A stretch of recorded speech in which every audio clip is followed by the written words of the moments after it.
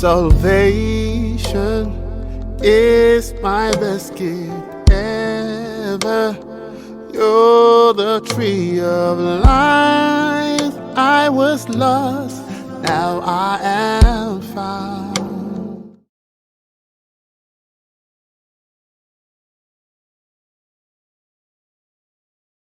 Kubashimira cyane kubera ko mu mwanya kugira mbaganirize ku bitabo nandika nuko natangiye kwandika.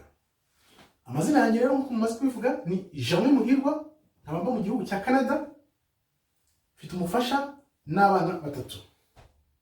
Uko natangiye kwandika byaturutse ku gakiza nahawe, ariko biturutse ku bitabo munze gusoma cyane cyane. Muri ibyo hakaba harimo igitabo cya Bibiliya. Bibiliya ari igitabo munze gusoma cyane umunsi ku munsi.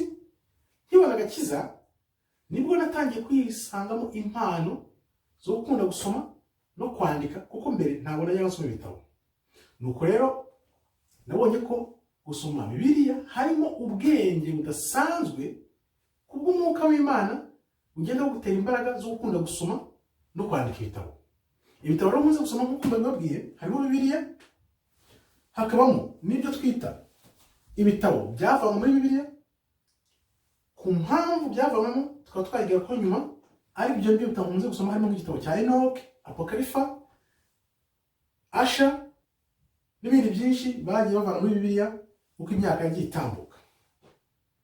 Nk'uko maze kubivuga rero, gutangira kwandika ntabwo nari nigeze mbitekereza na rimwe, nta nubwo byabaga mu nzozi zanjye, ariko ijwi ry'Imana ryanjeho rirambwira ngo andika igitabo, andika igitabo, andika igitabo, andika igitabo.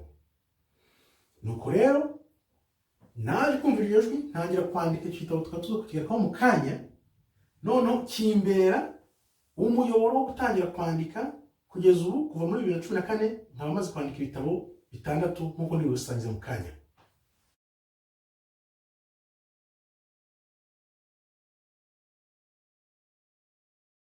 Impamvu rero nsanga abantu b'iki gihe badasoma cyane ugereranyije n'abakera, nuko bumva ko ibisubizo byose bibonekera kuri internet, muri Google.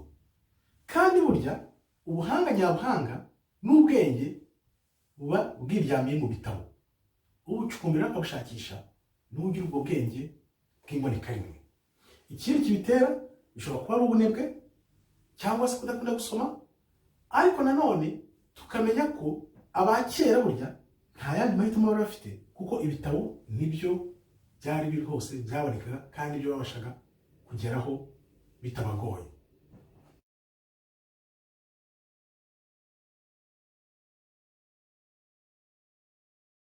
Iki ni ikibazo cyiza cyane.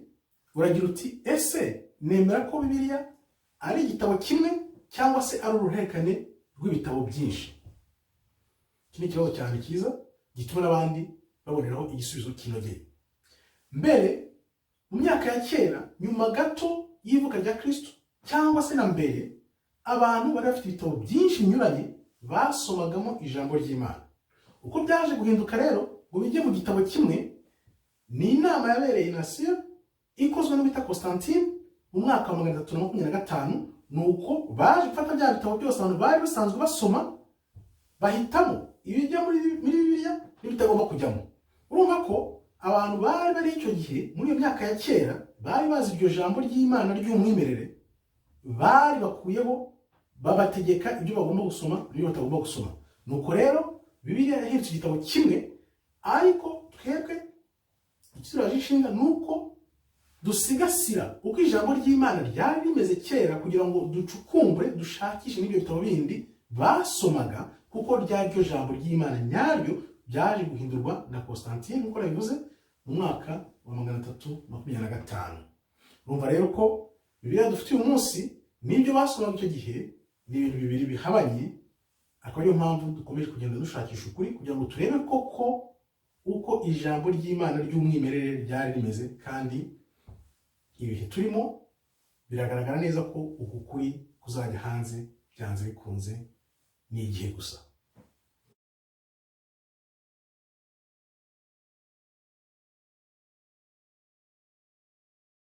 Uragira uti kuki mfite urugero kuri Miles Monroe nk'umuntu nkurikira cyangwa nkurikiza inyigisho ze cyangwa iyo nigisha. Yewe ubundi nta muntu nkurikira umwuka wera. Kuba rero Maris Monroe namufata nk'umuntu mbona umuntu yafatiraho urugero, nuko mu rugendo rwanjye naje guhura nawe n'inyigisho ze, mbona ukuntu yigisha nkavuga ni icyama kwigisha nkawe, ataravuga ngo icyama kumera nkawe. Kamere nuko umuntu yigisha ijambo rikumvikana, ushobora kwigisha ibintu biteye ukwabyo n'undi akigisha biteye ukwabyo, ari mukabyigisha neza, noneho bwa butumwa burimo n'uwo mukorera bukaba ari bwo butuma umuntu ahitamo nimba awukurikira cyangwa atagukurikira. Icyemeza rero ko ashobora kuba atarakorerwa umwijima ni iki? Ni ukuntu abantu bariya bagenda bapfa impfu zitunguranye zidasobanutse. Ukumva ngo indege ngo yahanutse, ukumva ngo byarangiye kandi umuntu yari muzima akomeye nta kibazo afite. Ibi rero ntabwo bivugira kuri Maris Monroe gusa, kuko hari n'urundi rugero dufite rufatika rw'umuntu witwa Stephen Darby washyiraga ukuri hanze, ukuri gukakaye cyane. Twagiye twumva ngo yabuze umwuka ngo yapfuye kandi yari umuntu ukomeye mu buryo bw'umubiri, nta kibazo afite, nta kibazo cy'uburwayi na kimwe, ukumva umuntu ngo arakeye ngo aragiye. Ibyo rero bituma uvuga ahubwo uti aba bantu ibintu bavuga n'imyigishirize yabo ni ukuri, kuko ukuntu batuvuyemo igitaganya, nta ndwara bari bafite, nta kibazo bari bafite, ni ukuvuga ngo ibyo bavugaga ni ukuri. Nawe ugahita ushyiraho akadomo kavuga uti reka nkomeze ncukumbure ndebe aho ukuri bakuvomaga, nanjye njye noneho nigisha nkurikije imyigishirize yabo, kuko mbona bari abigisha beza. Nicyo rero gituma tubafata nk'urugero, kugira ngo natwe turebe ko twatera ikirenge mu cyabo, ariko noneho no kwigengesera, kuko tuba tuzi ibyo bagiye bazira.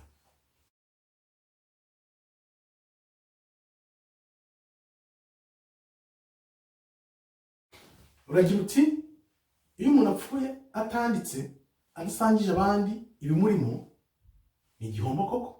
Noneho ukanakubitiraho uti bene Ruganzu ntibigeze bagira amahirwe yo kwandika, twagize igihombo gikomeye. Nibyo koko ni igihombo gikomeye, ariko njye nemera ko naje gusobanukirwa ko ibintu byose biriho ku isi twese turabizi. Ikibazo nuko tuba tutarabigiraho inararibonye cyangwa ngo tubigireho experience, noneho tubimenye. Kuko ikintu iyo ukize uhuye nacyo urakimenya. Ushobora kubuza imibare, ushobora kubuza ukuntu gutwara imodoka, ushobora kubuza ukuntu gutwara indege, ariko kubera ko utarahura nabyo mu mutima wawe biba bikikwishe, ntabwo burahabishurwa kugira ngo noneho ubimenye. Ariko muri weho ufite bwa bushobozi bwo wabikora, nuko gusa uburyo uhura nabyo cyangwa n'inzira ya muntu yawe idahuye nabyo, ntayihura nabyo. Rero kuba abantu bagenda batanditse ni igihombo, kuko n'abakurambere bacu ntibagize amahirwe yo kwandika, kandi bari bazi kwandika. Iyo umwana avutse ugatangira kumuha itushi, ukamuha ikaramu cyangwa kreyo, aratangira kandi akavuga. Nuvuga ngo n'umuntu wese agize amahirwe yo kumenya gusoma no kwandika, bari kwandika. Kugenda rero batanditse ubuzima banyuzemo, cyane cyane nk'abatubanjirije uko ibyo bya Ruganzu uri kuvuga, nuko ibyo bari bakagombye kumenya ngo bandike cyangwa badusangize mu buzima bwabo bwa kera banyuzemo. Ubu ngubu ingorane tugira nuko ahubwo twahuye n'iyozabwonko y'abazungu, akaba ari tugenderaho ibyacu byabo banyuzemo icyo gihe, bikaba ntaho wapfa kubibona ubuzima ku buzima, nk'uko ibindi bihugu byose bifite amateka arambye azwi. Urumva rero ko ari igihombo, aho bose bagiye, urumva ubwo bwenge bwose bwagiye. Ni ukuvuga ngo Imana yaraboherezaga ngo baze batwungure ubwenge, babeho neza, ariko bakagenda bishwe cyangwa se bakuze imburagihe, bakagenda batazi gusoma no kwandika, nta kintu kimwe basize inyuma. Urumva rero ko nk'uko babivugaga ni igihombo gikomeye, ariko ubu ngubu Imana igiye kwigaragaza, yongera izamura Afurika n'u Rwanda, tugiye kongera tugira ububyutse, abantu bandike, bahanure, ubundi Afurika yongera izamuke, yongera isubirane icyubahiro yahoranye. Nibyo ureba amahanga n'abanyamahanga bose bari kurwana by'ubu ngubu, kandi nzi ko igihe gisigaye kugira ngo Afurika yongere igoboture abakoloni no mu bukoloni bw'umutwe cyane cyane, igihe gito cyane ubundi amahanga agatangara.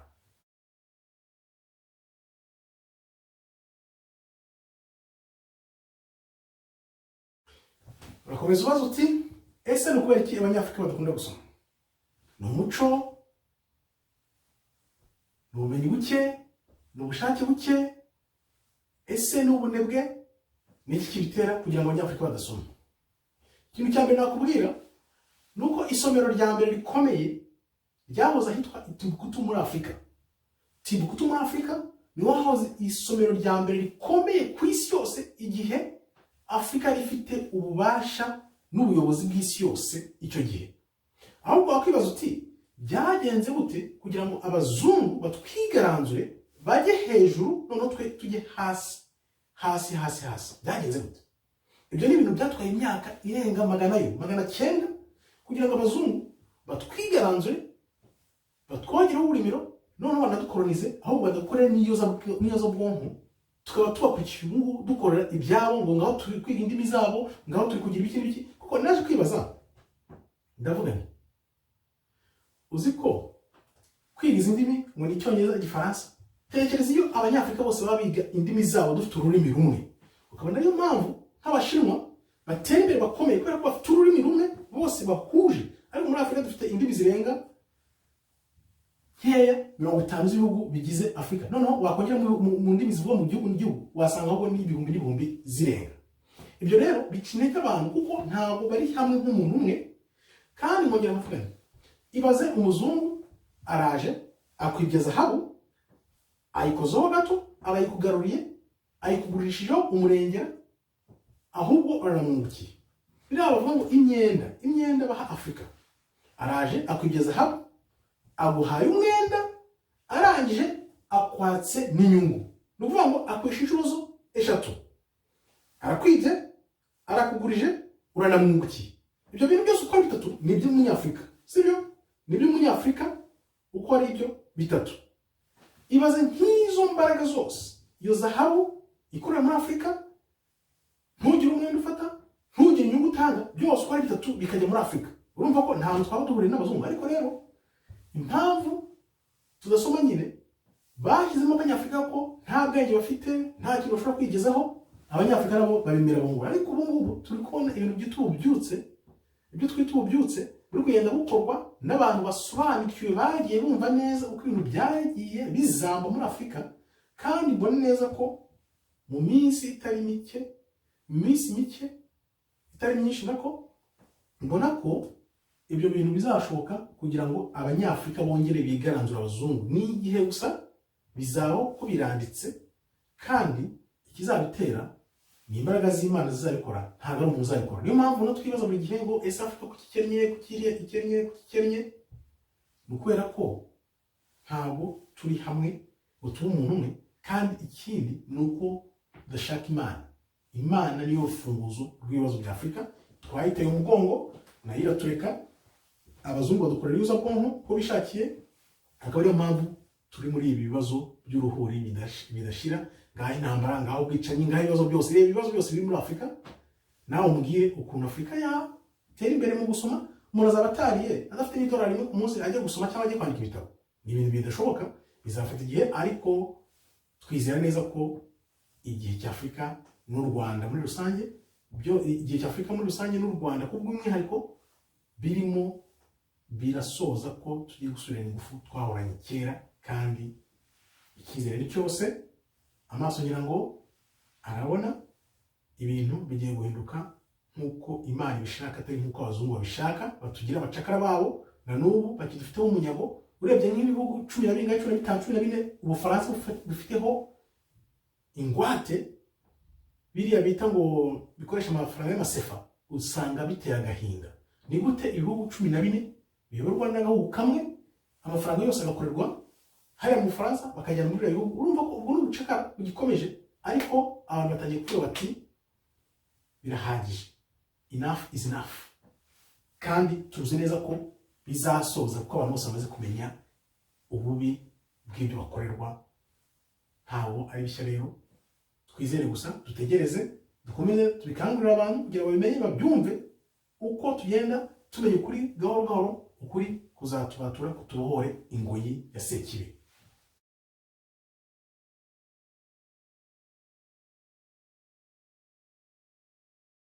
Uragira uti mbahe urutonde rw'ibitabo maze kwandika. Nkuko nabivuze maze kwandika ibitabo 6. Igitabo cya mbere nanditse ni iki kivuga ukuntu urukundo nyarukundo rubonekera mu mwuka atari kubw'ibintu n'umubiri.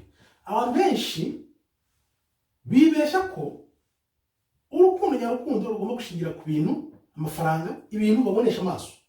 Ariko buryo urukundo nyarukundo ifite umutima ukunze, unyuzwe, atari kuvuga gusa ngo amafaranga, ngo amazu, ngo amamodoka. Ugakunda umuntu yuko umukundiye, yuko ufite umutima w'umuntu atari kumukundira ibyo afite. Ko ibyo umuntu afite uyu munsi bishobora kugenda bigashira, ni ukuvuga ngo niba wamukundiye ibyo afite nawe nibishira uzagenda. Ariko niba umuntu wamukundiye ko wamukunze, urwo rukundo ruzarama. Igitabo cya kabiri rero nanditse ni iki wabajeho musobanura impamvu nabyise The Heaven Test in Rwanda. Uko cyitwa iki gitabo nacyanditse ku Rwanda, ariko cyavuyemo agakiza kanjye, bisobanuye uko ijuru ryageragejwe mu Rwanda. Ni gute ijuru ryageragejwe mu Rwanda dukurikije ibyabaye mu Rwanda muri 1994. Ni ukuvuga ngo abantu bose mbere y'intambara na jenoside yakorewe abatutsi mu 1994 bavugaga ko bazi Imana, bemera Imana, bakunda Imana. Ni ukuvuga ngo Imana yabahaye ikigeragezo, noneho bose kirabatsinda kuko icyo kigeragezo cyari cyo kutica umuntu. Bose benshi babigemo, bica abantu, batsindwa. Cya kigeragezo Imana yabahaye ari byo byavuyemo kwandika igitabo ko ari Imana yagerageje u Rwanda. Noneho ikizami kikabatsinda, bose baravuga ngo bazi Imana. Nuvuga abantu benshi bavuga Imana ku munwa gusa, ariko mu mitima yabo birahabanye. Akaba rero hawe n'igitabo rero The Heaven Test in Rwanda, cyane cyane kigendeye ku mabonekero yaberaga za Kibeho. Ubutumwa bwavaga twumvaga buvuga ngo mwihane mugarukire Imana mutabona akaga. Byose rero byatsinze abantu birabananira. Muri iki gitabo mvugamo uko byagenze byose kuva mu myaka y'1800 kugeza kuri jenoside yakorewe abatutsi mu 1994, nta na kimwe nsimbutse, byose nagenda mbivuga neza. Muri iki gitabo rero ubirebye wabisangamo, kandi nzi ko ari ibintu bizagira abantu benshi akamaro kugira ngo babimenye uko ibintu byagiye bigenda by'umwihariko, noneho barebe nuko bitaza kongera kuba ukundi. Igitabo rero nakurikijeho ni cy'ukuntu wasoma Bibiliya. Usoma Bibiliya mu buryo bwiza, ukayisoma uvuye ku itangiriro kugera ku mpera yayo, umurongo ku murongo, urupapuro ku rupapuro, ukayisoma ukayumva, cyane cyane ukayisoma uyishyizeho umutima wawe wose n'imbaraga zawe zose n'ubwenge bwawe bwose, ukagenda usoma ijambo ryose uko rimeze kugira ngo uryumve neza, nta na hamwe uvangiwe, kandi bigufashe kumva ijambo uko ugomba kuryumva, nta na kimwe ukuyemo cyangwa nta kindi wongeyeho. Igitabo rero nakurikijeho gisekeje ni iki ngiki, aho nagereraganya Kenya na Ukraine. Kenya na Ukraine, iki ni igitabo gikubiyemo uko ibibazo byo muri Kenya byagenze n'ibibazo byo muri Ukraine uko byatangiye, akaba ari byo birimo ibibazo turi kubona uyu munsi Ukraine ifitanye intambara n'Uburusiya.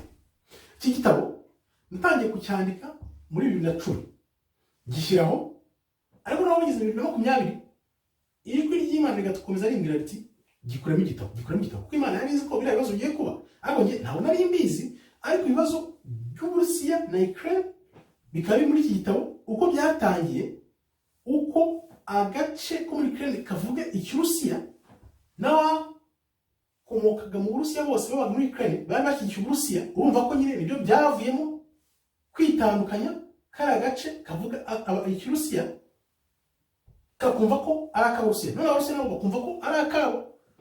Amerika ije kubyinjiramo sasa, nibyo byatumye Uburusiya buteza iriya ntambara. Iki gitabo rero kikagufasha kumva neza uko ibibazo byatangiye, kandi kikaba gihamya ko Imana iguhaye ibintu yabikoreza imbere igihe, ikakubwira ati bikora ubyandike mu gitabo, ntugomba kuzuyaza. Nazuyaje n'imyaka ariko ngeze aho ndabyumva, bikoramo igitabo. Ibi bikaba byagufasha kumva uko ibibazo muri Afurika, iyo tugize ibibazo by'amoko, abantu bihutira mu kwicana, ariko muri Ukraine icyo gihe ntabwo bicanye ngo bapfe nk'uko muri Afurika bapfe, cyane cyane muri Kenya. Ikintu gitangaje cyaje kuntangaza nuko ibi bibazo byabaye muri Kenya no muri Ukraine byose byamaze igihe kingana amezi 3 n'umunsi umwe. Nkibaza se ibi bintu biba byateguwe, biba byapanzwe? Birumvikana ko ari ibintu biba byateguwe, byapanzwe. Nande? Kubera iki? Bigamije iki?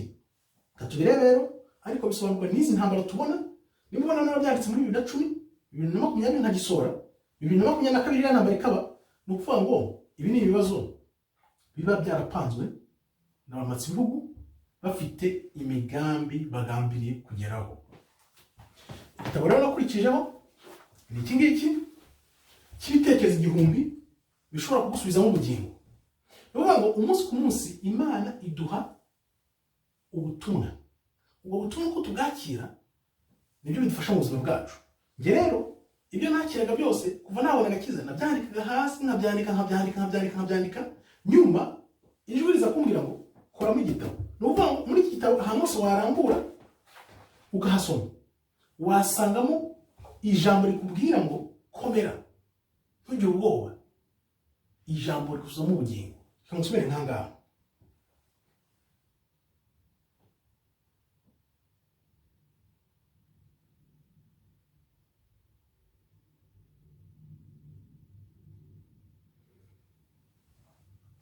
Hano haravuga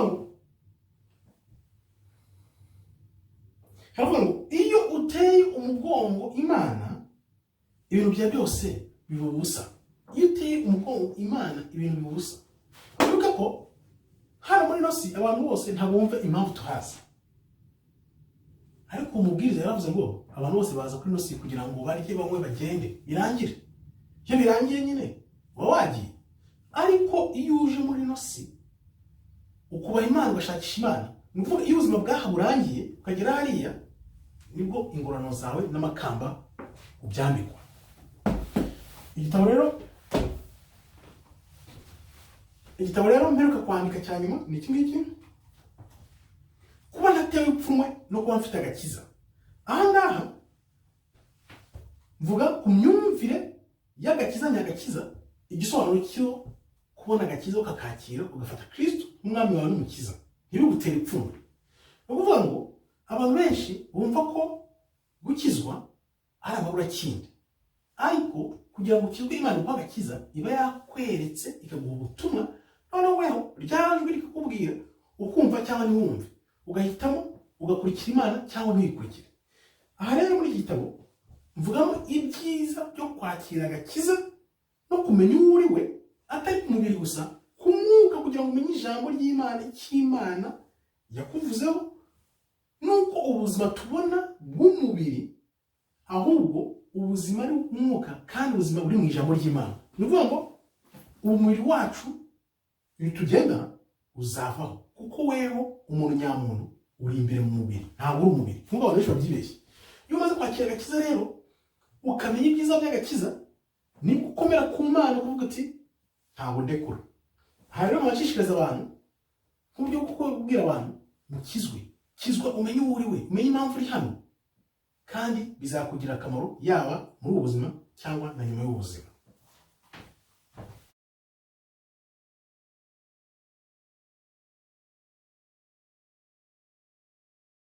Hano rero urabaza ikibazo mbona gishimishije. Uragira uti kubona umubare 16 ntaho waba uhuye na 6. Ibi nanjye nagize kubyibazaho, ariko ntaho bihuriye, kuko umubare 16 ayo 1 isobanuye umunsi naboneye agakiza. Hari ku itariki ya mbere z'ukwezi kwa 6 muri 2016. Ni ukuvuga ngo icyo yaje gusetsa abantu ahubwo nkabona ko bikomeye nuko rimwe iri imbere ya 6. Bivuze ngo Imana ni imwe, iri imbere y'umubare wa muntu. Imana iri hejuru ya satani, buri gihe itsinda satani. Uwo munsi rero ukaba ari umunsi ntibagirwa, nibuka, kuko byoroshye kuwibuka 16. 1 bivuga ngo Imana ni imwe, iri hejuru y'umubare wa muntu. Umubare wa muntu ari 6. Bivuze ngo satani nta na rimwe azigera ajya hejuru y'Imana, kuko Imana ni imwe igenga byose. Bikaba rero nta ihuriye na 6, nubwo irimo 6, ariko bivuze ngo ni umunsi nahereweho agakiza, nabonye agakiza, ndavuga nti ngomba kuzirikana sinzabibagirwe, biba amahire, biba ku itariki ya mbere z'ukwa gatandatu muri 2016. nuko rero nawise 16 urumva ko nta hantu bihuriye na 666 nk'iyo bavuga mu byahishuwe ari wo mubare wa muntu, ntaho bihuriye.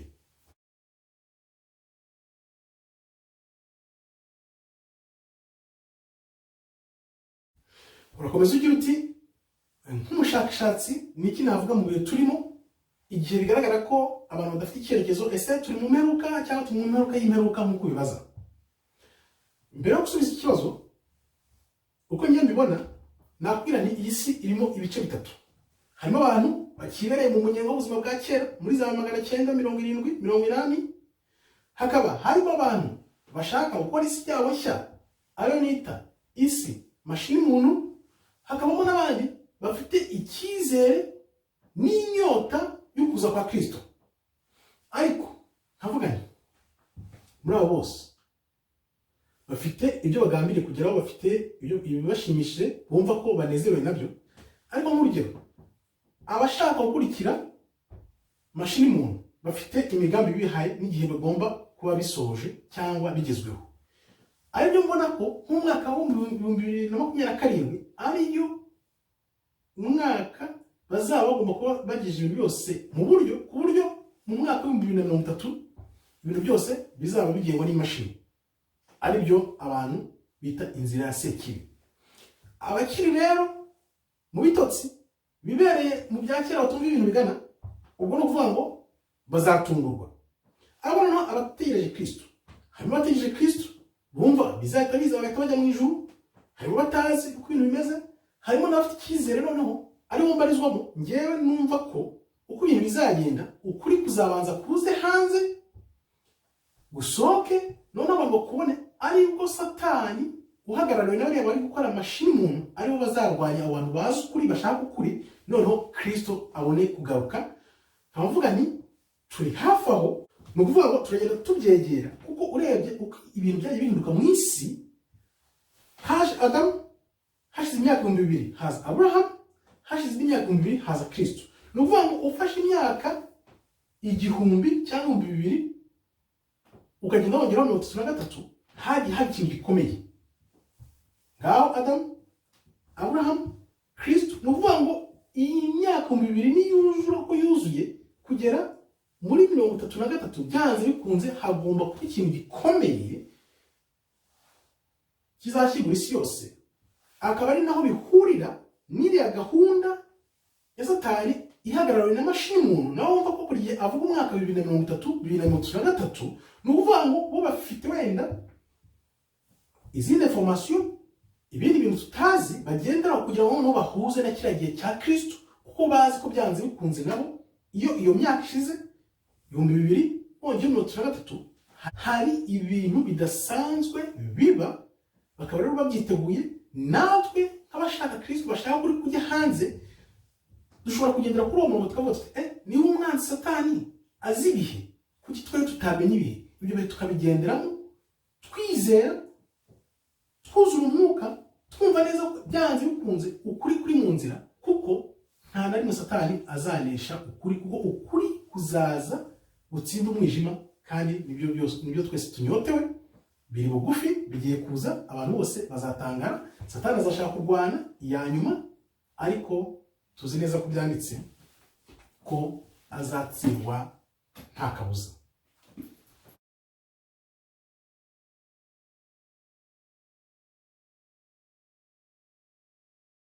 Uragira uti nube unaribonye umuntu usoma igitabo cyanjye icyo cyose yavanamo, ese biragurishwa, bitangirwa ubuntu, nihe umuntu yabisanga? Ikintu cya mbere nifuza ku muntu uzasoma ibitabo byanjye wari wese, nuko yavanamo gukunda Imana n'umutima wose, akayizirikaho paka imuhaye agakiza kadacagase, ikamuha agakiza kadacagase, kuko umuntu wese ibitabo byanjye bizagera mu biganza bye. Mwifuriza gukunda Imana n'umutima wose, kugira ngo Imana nawe imuhindure, imwiyereke, kuko nabonye ko kw'Imana ndakumenya, abantu nabo nkabifuza ko bamenye uko kw'Imana.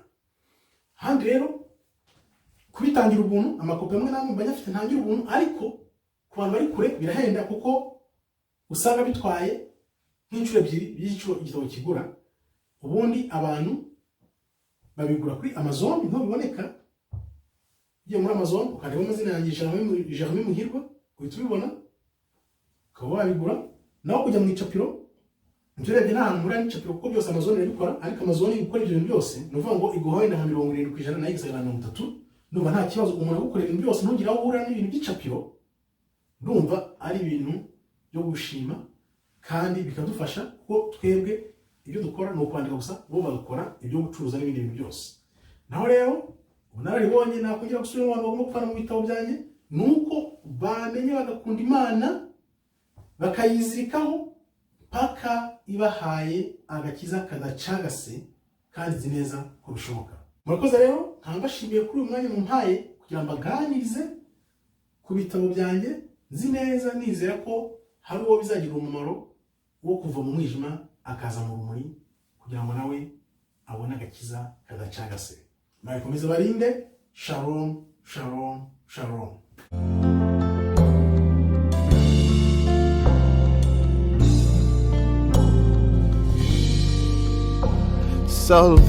Salvation is my best gift ever.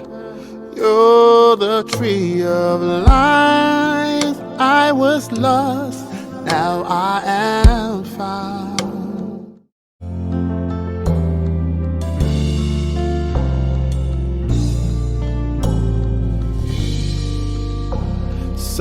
Salvation is my best gift ever. You're the tree of life. I was lost, now I am found.